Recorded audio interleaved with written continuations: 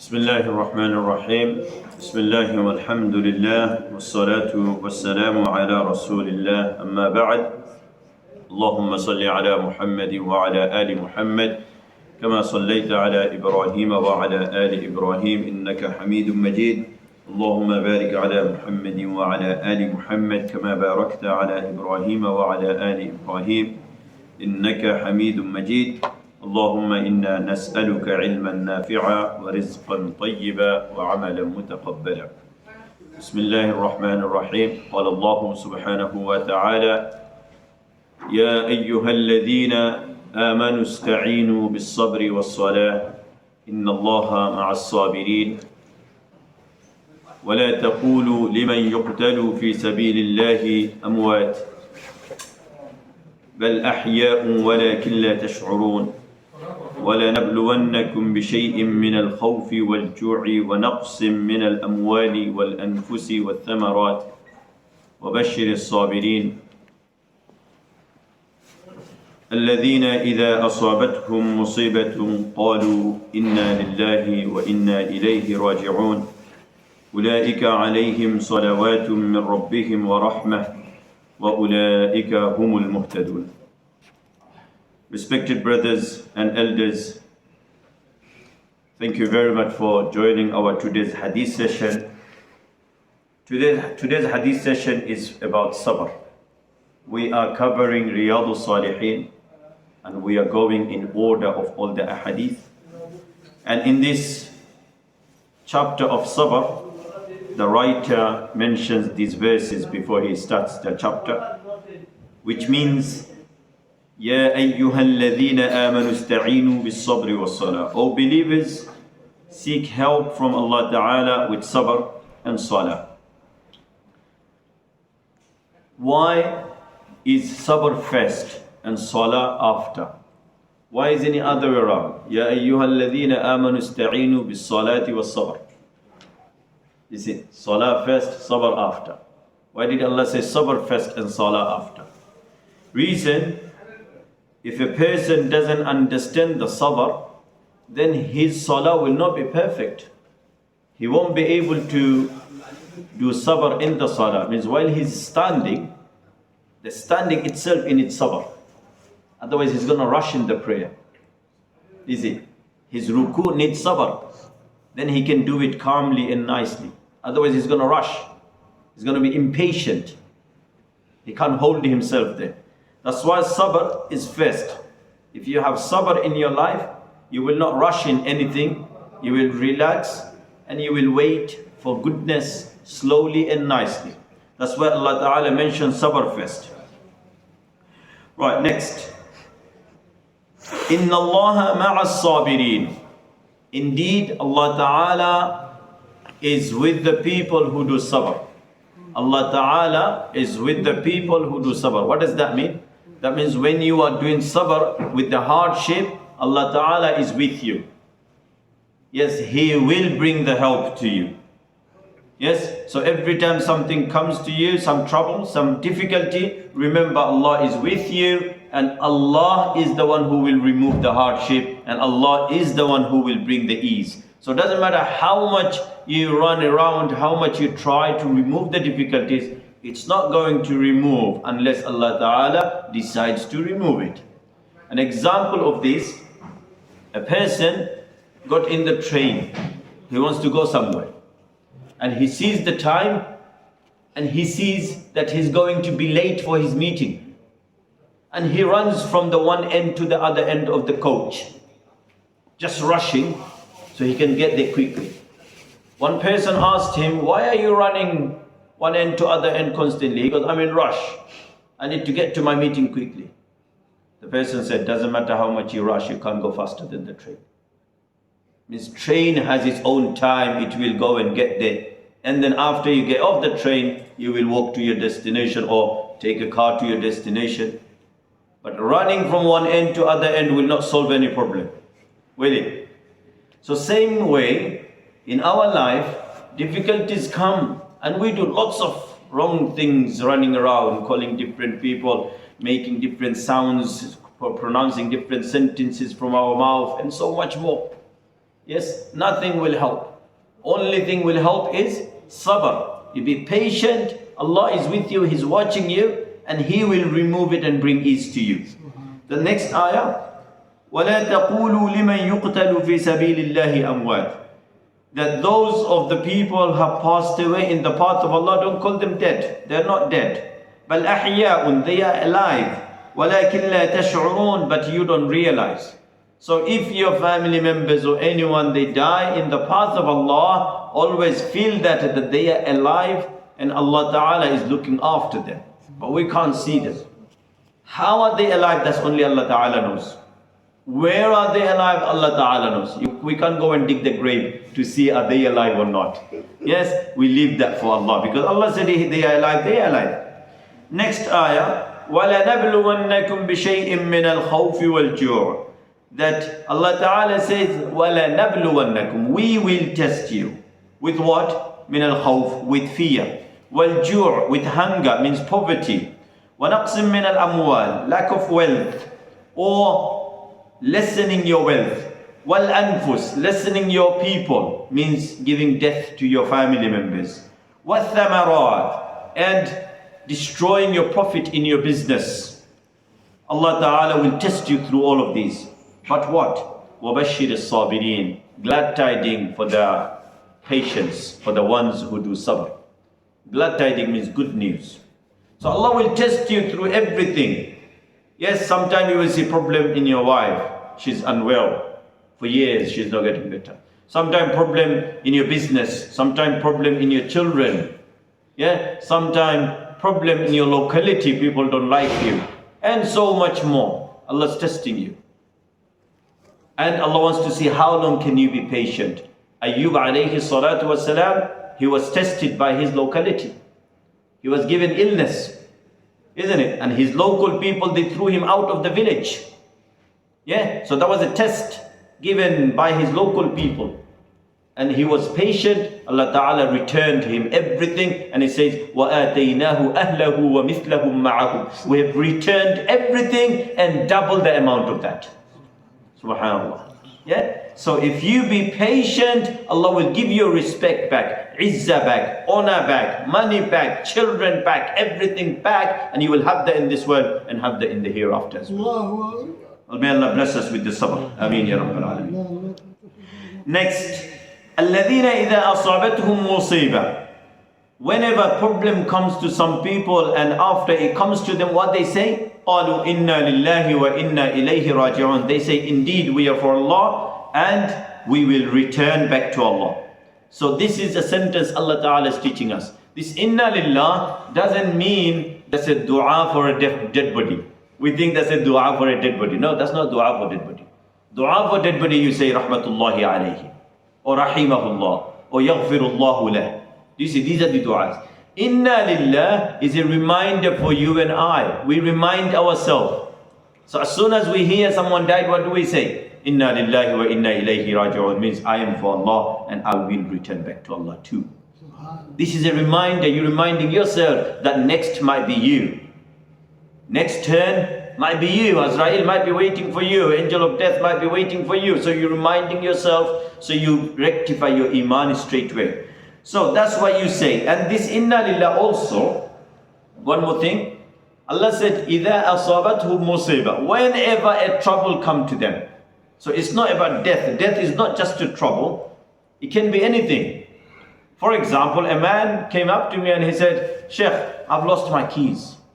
And I got keys for my office and this and that and my car's keys and all that. I can't find it. I said, read inna lillahi wa inna ilayhi raji'un. Follow your footstep where you come from and go to that place where you were and check it. He went and he left the playground half an hour ago. It's a public playground. He left the playground half an hour ago, and after half an hour he goes, Sheikh, I was reading Inna Lillah and going through exact path what I used to come here, and I found my keys in the playground. So what is that? It's the miracle of Inna Lillahi wa Inna Ilayhi Raji'un. You read, remind yourself that everything is for Allah, everything will go back to Allah. Yes? So may Allah Ta'ala give us the ability to understand Quran, understand Hadith. Next ayah, أُولَٰئِكَ عَلَيْهِمْ صَلَوَاتٌ مِّن رَبِّهِمْ وَرَحْمَةٌ. Those people be patient in the time of troubles, and those who always rely on Allah and say they are for Allah and they will return to Allah, they are the people who are guided by Allah. You know, we say Allah guide me. And if we need to find the guided people, they are the people who are very patient in the life. So we should go and learn from them. We should go and sit down next to them and get some blessings from them. So they are the people guided by Allah, and they are under the mercy of Allah. وَأُولَٰئِكَ هُمُ الْمُهْتَدُونَ. And they are on the true guidance. May Allah Ta'ala make us amongst the guided people. Ameen ya Rabbal Alameen. Let's look into the hadith today. So hadith is related to these ayat. This hadith I've read before Ramadan, but I'll just read it again just to give a reminder to myself and to you all. عن عسامة بن زيد رضي الله عنهما قال أرسلت ابنة النبي صلى الله عليه وسلم إليه إن ابنا لي قبض فأتنا فأرسل يقرئ السلام ويقول إنا لله ما أخذ وله ما أعطى وكل شيء عنده بأجل مسمى فلتصبر ولتحتصب. Zainab radiallahu ta'ala anha, the daughter of Rasulullah sallallahu alayhi wasallam, her child was on the deathbed. He was about to die in the sakarat. He's going to die. She sent a messenger, a person, and said, go and tell my dad to come. Her dad is the Prophet.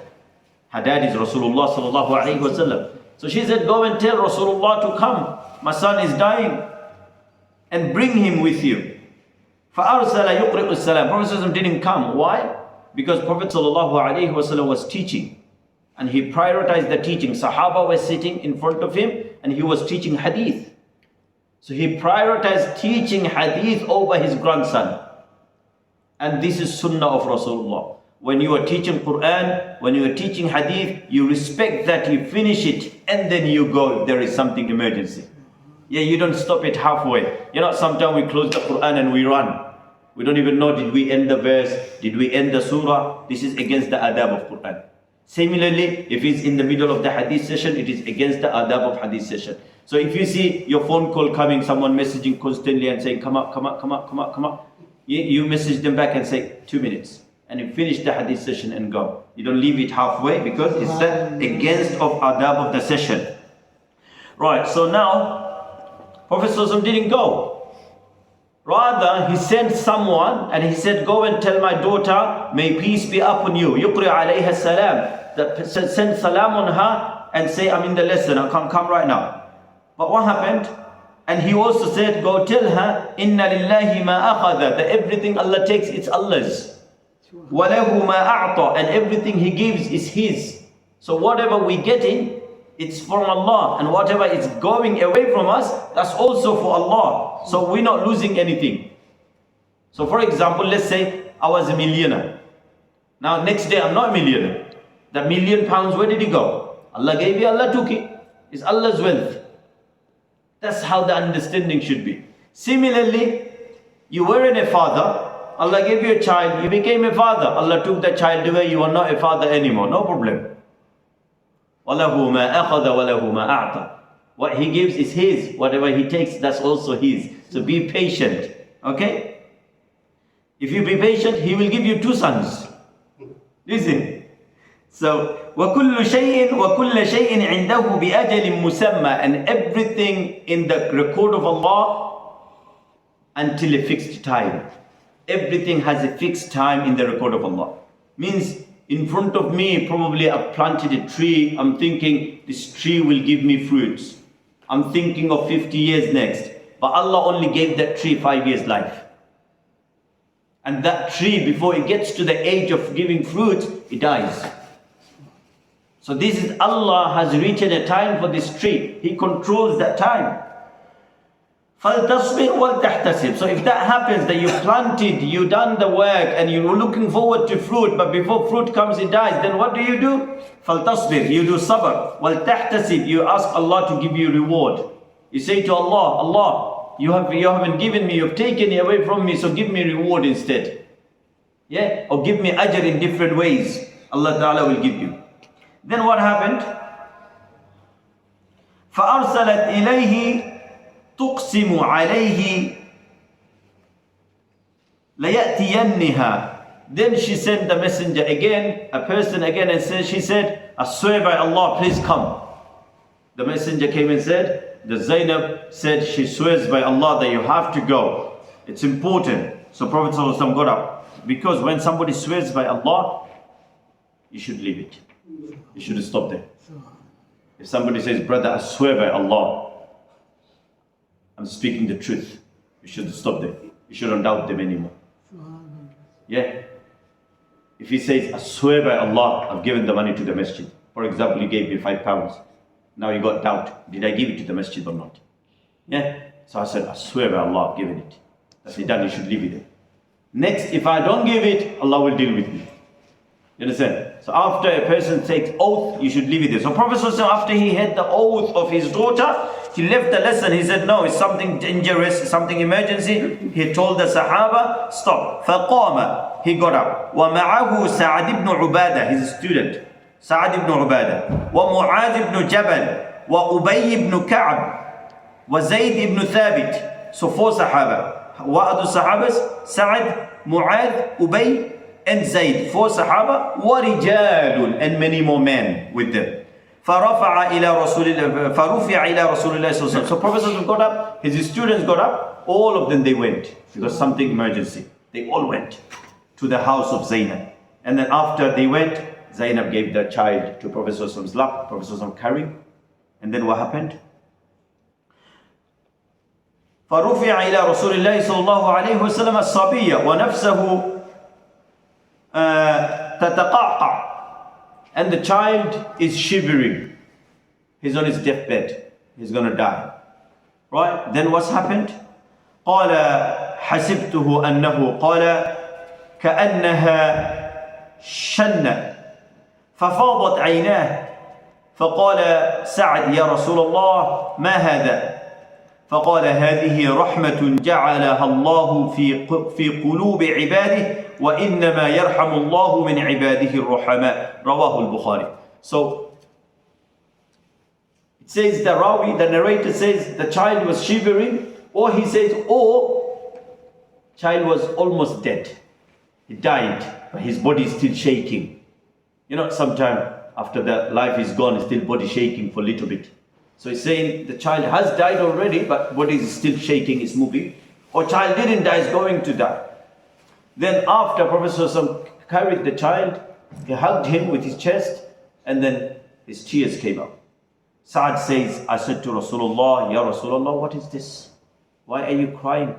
He said, هذه رحمة جعلها الله في قلوب عباده. He said, these tears are not crying, these tears are the mercy. It's the mercy coming up from the hearts of the believers, hearts of the servants of Allah. وَإِنَّمَا يَرْحَمُ اللَّهُ مِنْ عِبَادِهِ الرُّحَمَاءِ. And indeed, Allah Ta'ala has mercy on those who have mercy on others. Rawah al-Bukhari. So from this hadith, what we learn, that trouble will come in your life. And because of the trouble, sometime we'll cry. Sometime you will cry. Like Prophet ﷺ cried. Look, Prophet ﷺ was best of all the human. Do you agree with this? Most beloved to Allah Ta'ala. Most beloved to Allah Ta'ala. Out of all the creation on earth, Prophet ﷺ was the most beloved person to Allah Ta'ala. And Prophet ﷺ went through pain, hardship, difficulties, tests. So if that happened to him, then definitely the hardship will come to the believers. And a believer cannot be a believer without getting tested. Yes, without getting tested, you cannot be a believer, because Allah Ta'ala will test you to see you have the iman or not. So when the pain comes in life, do sabr. But if the tears come up, you're not shouting, you're not screaming, you're not blaming, you're not getting angry, but the tears coming up, that's the tears of mercy. But if you're showing anger on your family members, you're shouting, screaming, what in Jahiliyyah people used to do, they used to beat others. They used to beat their wives, they used to beat their family, beat their children, and so much. They can't take, they can't tolerate the problem. So they used to be rude to others just to divert their attention. You understand it? If you do those, then you are not a believer. But if it's you calm and patient and tears come up, then this is the tears of mercy, and that can happen. So from this hadith, another thing what I need to relate In a hadith, Prophet ﷺ said, when someone from your family don't cry, when someone of your family member die, don't cry. What does that mean? That means that don't cry like in the time of Jahiliyyah. People used to scream, people used to hit the ground, people used to hit their cheek, yeah, scratch their body, and they used to cry. Yeah, in the Jahiliyyah. Prophet ﷺ forbade that. He said no. But if you're not doing any of those, calmly you just crying, tears coming out, then that's fine. These are the tears of mercy. May Allah Ta'ala bless us with the true understanding of sabr, and may Allah Ta'ala give us the ability to do sabr and make us amongst the sabirin in all our difficulties. Ameen ya Rabbil Alameen. Jazakumullah khairan. We'll finish our lesson here. Subhanallah bihamdihi, subhanallah al-azim, subhanakallahumma bihamdik, ashhadu an la ilaha illa anta nastaghfiruka wa natubu ilayk. Jazakumullah khairan. Is there any question?